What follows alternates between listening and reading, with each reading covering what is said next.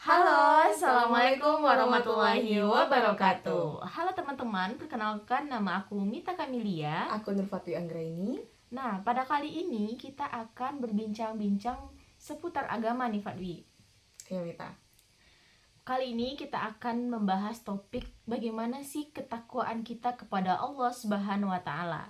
Nah, ngomong-ngomong ketakwaan, menurut Fatwi ketakwaan itu apa sih? Oke teman-teman, pengertian secara garis besarnya, ketakwaan itu adalah sesuatu yang kita lakukan, menjalankan perintah Allah Subhanahu Wa Taala dan meninggalkan larangannya. Itu pengertian secara garis besarnya. Biar teman-teman pada paham nih, tuh Mita. Iya, betul. Ya. Itu pengertian. Nah, Yes. ketakwaan ini ada kelompoknya nggak sih Fatwi? Ada dua kelompok.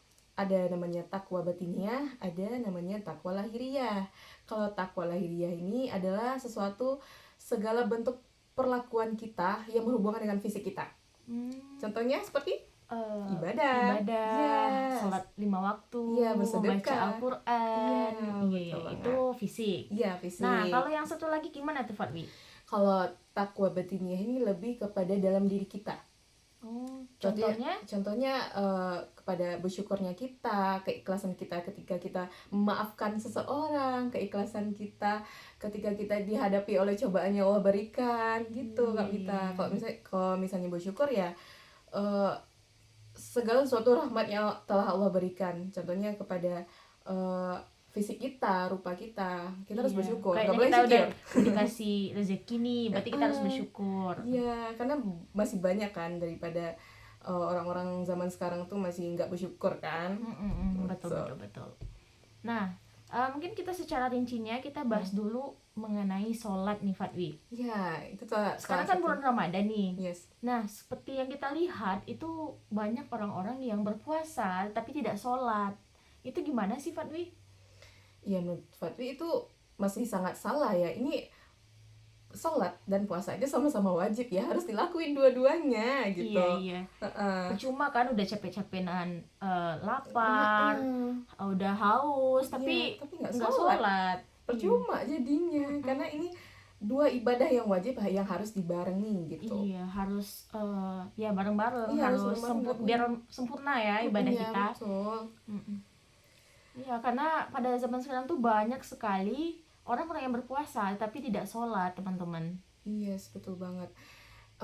Coba deh teman-teman yang masih menyepelekan sholat, perlu ingat kalau sholat itu mudah kok, 5 menit doang gitu. Nggak perlu panjang-panjang baca ayatnya, kok Allahu ahad aja cukup. Iya, trikol ya Pak. Iya, trikol. Yang penting kita sholat. Karena ingat teman-teman, pertama kali yang dihisap nanti itu sholat kita. Iya, Masya Allah. Jadi jangan menyepelekan itu gitu. Karena para ulama juga udah sepakat nih Mita, bahwa sholat itu lebih besar dosanya dari dosa berzina, dari dosa mencuri, narkoba, dan dosa-dosa yang teman-teman ketahui sekalian. Selain dosa syirik ya, kalau dosa syirik itu emang bener dosa-dosa paling besar gitu. Iya, betul.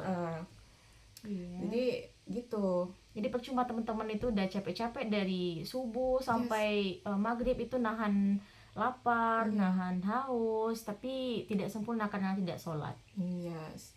Dan para ulama juga udah berpendapat bahwa keislaman seseorang itu dilihat dari sholatnya. Iya. Karena sholat itu cuma 5 waktu kan, dan itu pun nggak makan banyak waktu, paling 5 menit. Mita nih, ada kadang waktu tuh kita iman kita lagi naik turun gitu. Kadang ngerasa sholat tuh malas banget. Terus gimana Mita cara ngatasin itu gitu? Gimana ya, dulu sih awal-awalnya gitu, tapi harus dipaksain. Ya awal-awal nggak apa-apa sih dipaksain, tapi kan ujung-ujungnya nanti kita terbiasa. Nah, kalau kita udah terbiasa, itu kalau kita nggak sholat itu rasanya tuh nggak tenang banget tapi. Nah, itu anugerah yang Allah berikan yang terindah kita, gitu lah. Pokoknya kalau kita nggak sholat itu rasanya ada yang kurang gitu, rasanya nggak tenang, gelisah itu. Jadi kalau dulu awal-awal sih biasa aja, karena kita nggak terbiasa kan, dan ngelakuinnya itu terpaksa. Tapi kalau sekarang alhamdulillah, kalau nggak sholat itu emang ada yang kurang aja, nggak tenang, gelisah pokoknya. Itulah rasa syukur kita juga, rasa bentuk syukur kita kepada Allah. Iya, Allah masih memberikan iman kepada kita ya. Iya, walaupun terkadang itu iman kita tuh naik turun, nggak selalu naik kan gitu. Yes. Ya manusia wajar lah terkadang. Iya, harus kita masih bertahap naik dulu turun. kan, Yes. step by step. Nah, kalau Fatwi ini pada awal-awal tuh emang jujur ya emang males sholat juga sih, karena kayak kepaksa gitu nggak ya sih? karena kita pernah melewati fase-fase yang begitu nggak sih, ya kan?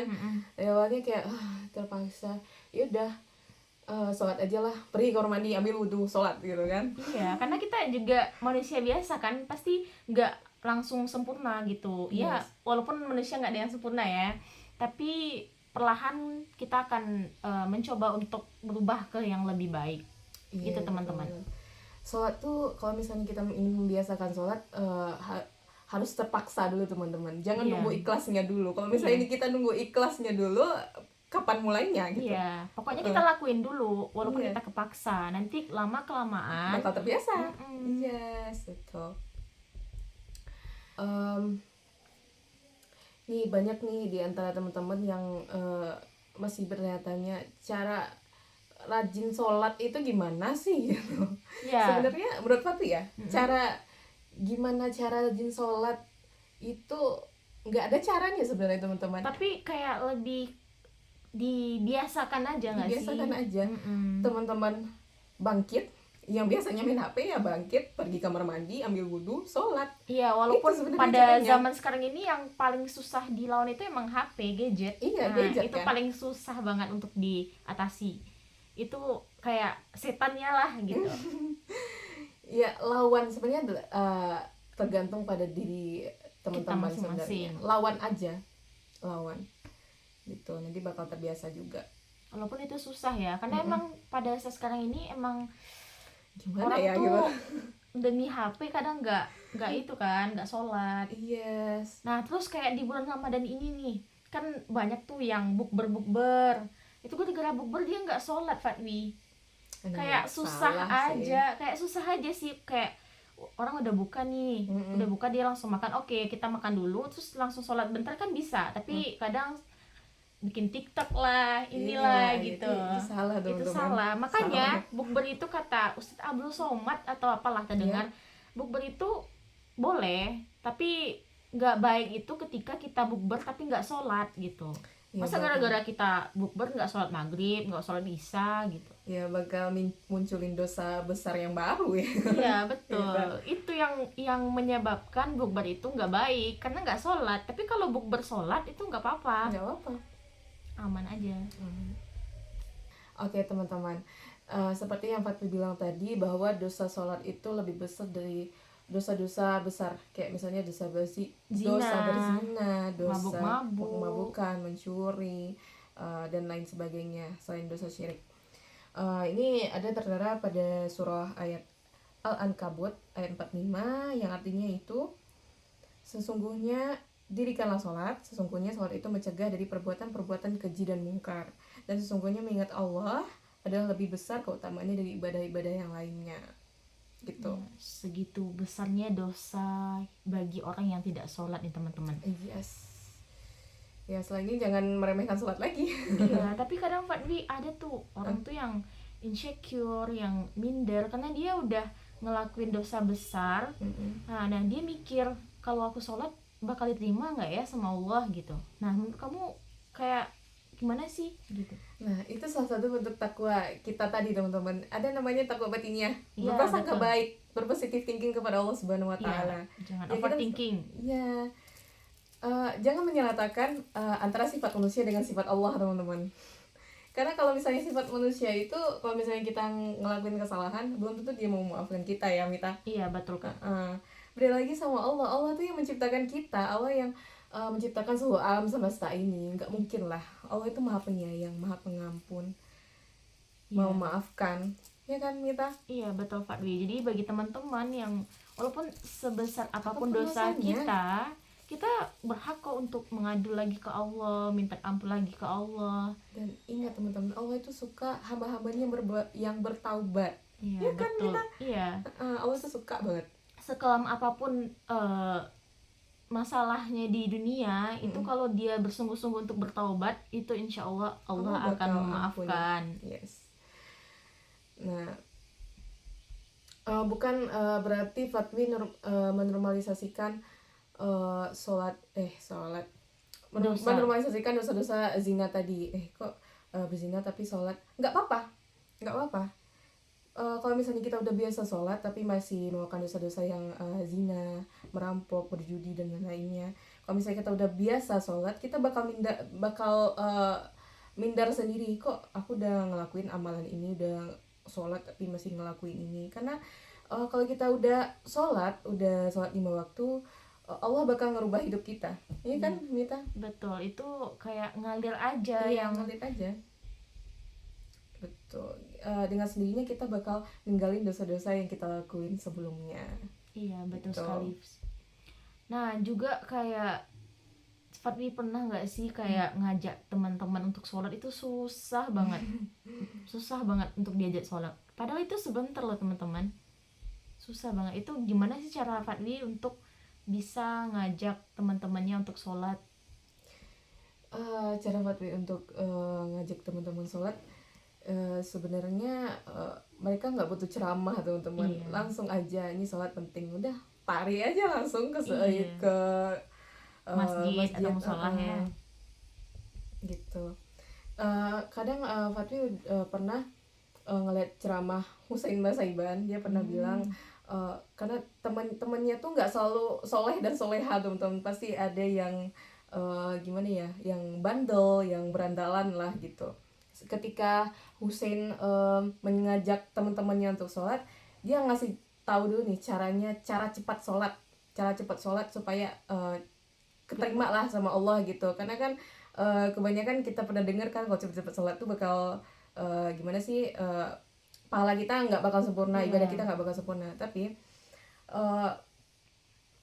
Husain ini ngajarin yang wajib-wajibnya aja, karena ada beberapa bacaan sholat yang sunnah kan, kayak misalnya kayak membaca ayat pendek. Iya, itu kan sunnah kan. Kalau Al-Fatihah itu kan wajib dalam sholat. Jadi Husain ngajarin itu ke teman-temannya supaya nggak malas lagi buat sholat gitu. Berarti bacanya tuh yang wajib-wajibnya aja dulu. Nanti kalau udah terbiasa barulah. Betul. Barulah ditambah. Nah, Fatwi juga kurang setuju nih Mita soal gimana ya?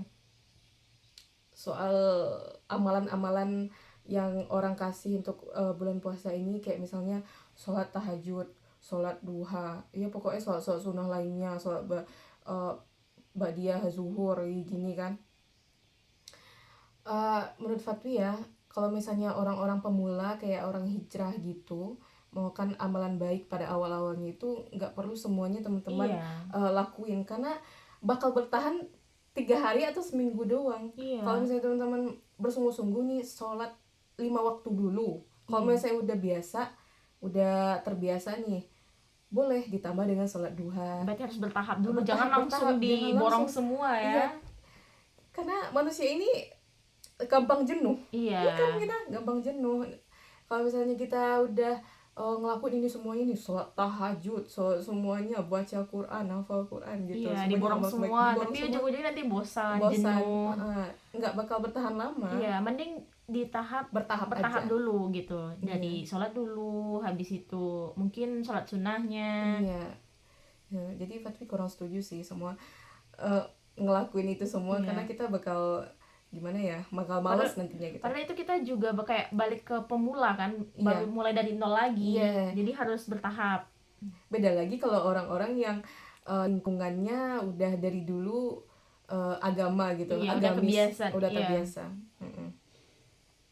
Jadi apalagi ya, Husain juga udah pernah bilang ya, kalau kita pengen ngelakuin sesuatu ibadah dalam bulan puasa itu caranya gini.